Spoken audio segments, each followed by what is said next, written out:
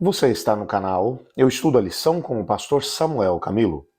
Hoje é quinta-feira, dia 5 de setembro de 2024.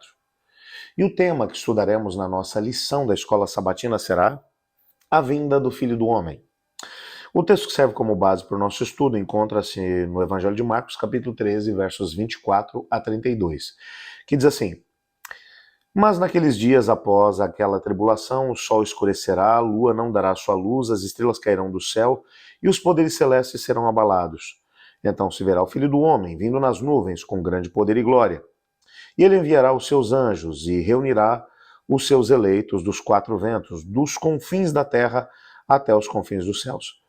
Aprendam a lição da figueira: quando seus ramos se renovam e suas folhas começam a brotar, vocês sabem que o verão está próximo.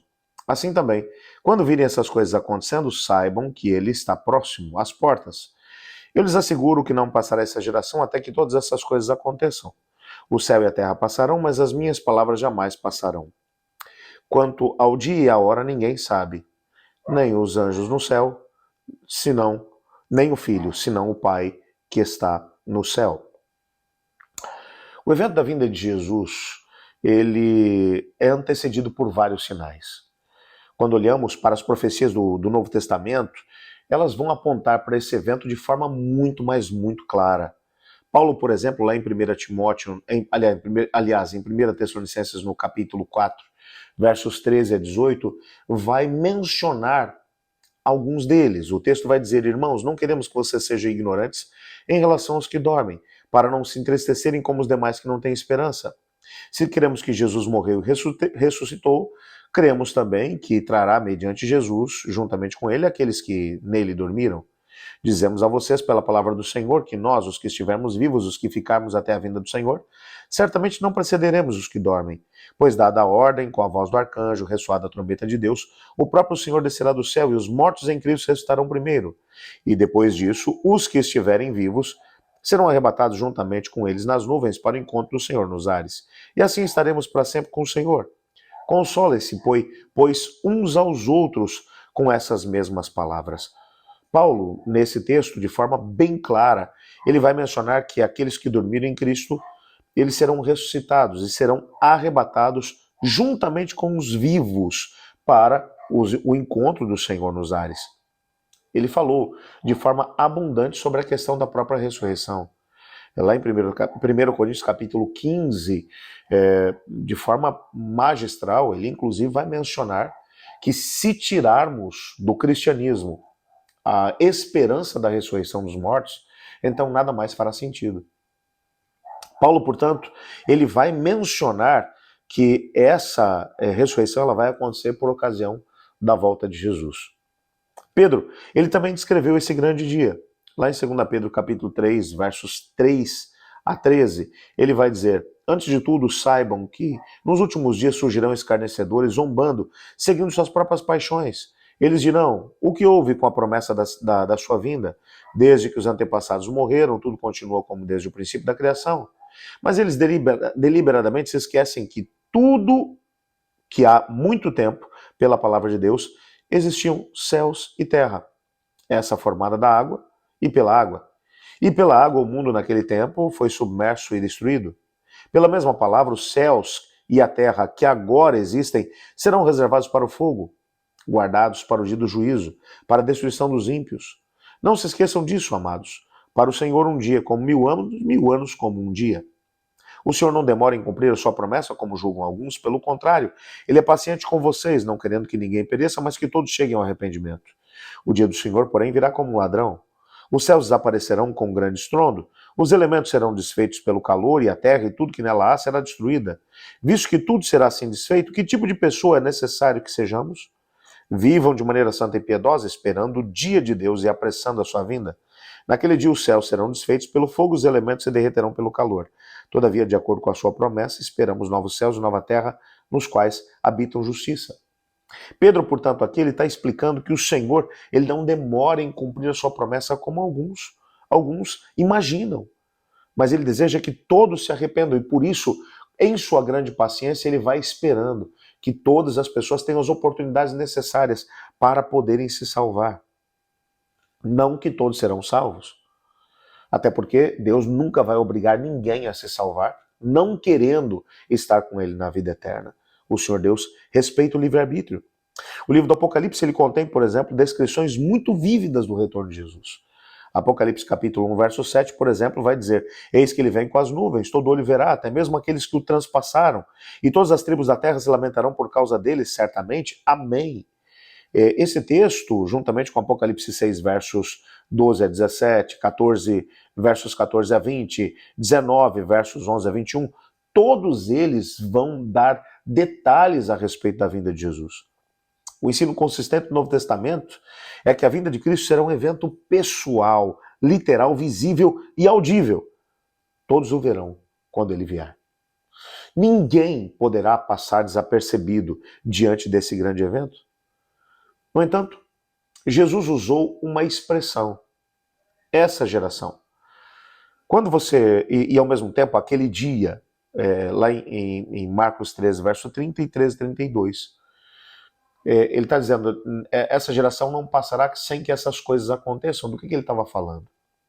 Quando Jesus está falando sobre essa geração, provavelmente ele esteja falando da geração do seu tempo. Ele está falando, lembre-se que, falando sobre os sinais, ele está mencionando aqui os sinais de dois eventos bem claros. Ele está falando da destruição de Jerusalém e, ao mesmo tempo, está falando dos sinais que antecedem o retorno de Cristo Jesus. Portanto, aquela geração, a geração que tinha tido a oportunidade de andar com Jesus e de ouvir as suas palavras, ela não passaria até ver Jerusalém destruída, com certeza. Mas quando ele fala também sobre aquele dia, essa com certeza é uma expressão que aponta para a segunda vinda de Cristo. Várias respostas, e o nosso guia de estudos vai trazer algumas delas,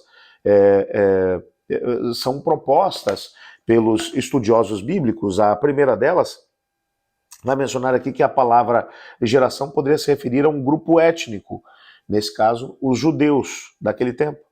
Mas isso significaria que os judeus não desapareceriam até a volta de Jesus. Uma segunda opção, a geração das pessoas que vivessem todos os sinais, ou que vissem todos os sinais se cumprindo, não morreria antes da volta de Cristo. Bom, essa seria uma outra opção. E uma proposta mais simples, que é a terceira, é que Jesus Cristo ligou a palavra isso a essa geração, de Mateus 13:30, e a palavra aquele, de aquele dia, de Marcos 13, verso 32. Ele está fazendo uma ligação entre esses dois termos. Em Marcos 13, a palavra isso, ou para essas coisas, é semelhante em grego para a palavra que vai aparecer para esta geração. São palavras homônimas. Elas ocorrem principalmente nos versos 1 a 13, que descrevem os eventos que levaram à destruição de Jerusalém. Por outro lado, a palavra aquele caracteriza a última parte do capítulo, que descreve a segunda vinda de Cristo. Então, essa geração provavelmente se refira à geração do primeiro século, e que viu a destruição de Jerusalém, como é descrita lá em Mateus 13, verso 30. Contudo, em Marcos 13, 32, vai estar se referindo à segunda vinda de Cristo, que é o evento mais distante.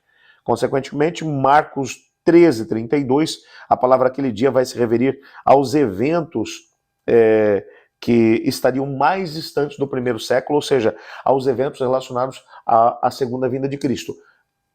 Resumindo aqui essa ideia toda, o que o texto está dizendo para a gente é que aquela geração que tinha ouvido direto das palavras de Jesus, as profecias concernentes à destruição de Jerusalém, teriam a oportunidade de ver o cumprimento dessa palavra profética. E para aqueles que tivessem a oportunidade de poder viver o segundo grupo de sinais que diziam respeito ao retorno de Cristo Jesus, eles deveriam estar tão atentos quanto aqueles que viveriam a destruição de Jerusalém. A destruição de Jerusalém foi um evento que marcou aquela geração. Assim como os eventos que estão ligados ao retorno de Jesus, os sinais que antecedem o retorno de Jesus, marcarão de forma tremenda a vida daqueles que verão o céu se abrindo e Jesus voltando em poder e glória. A mesma fé necessária para viver o comprometimento com Cristo naquela primeira geração é o compromisso, o comprometimento que tem que fazer parte da nossa história. Da minha história e da tua história. enquanto vivemos nesse tempo que antecede ao retorno de Jesus. Hoje, que tipo de compromisso tem você com o Senhor? Tem você hoje vivido realmente a expectativa dessas coisas? Tem vivido hoje você a expectativa de que Cristo Jesus virá nessa geração, então temos que estar prontos para ela? É a tua prioridade preparar o mundo para a chegada de Jesus? Eu espero que sim. Ore comigo. Obrigado, Senhor, por tua palavra e pela certeza que temos de que vivemos os dias que antecedem o retorno de Jesus. Ajuda-nos a viver com compromisso contigo e com a tua palavra. Colocamos tudo em tuas mãos. Ouça também os pedidos que sobem nesse momento até o Senhor, de cada um de nós, e responde de acordo com a tua vontade, pois em nome de Cristo que oramos. Amém. Eu estudo a lição? E você?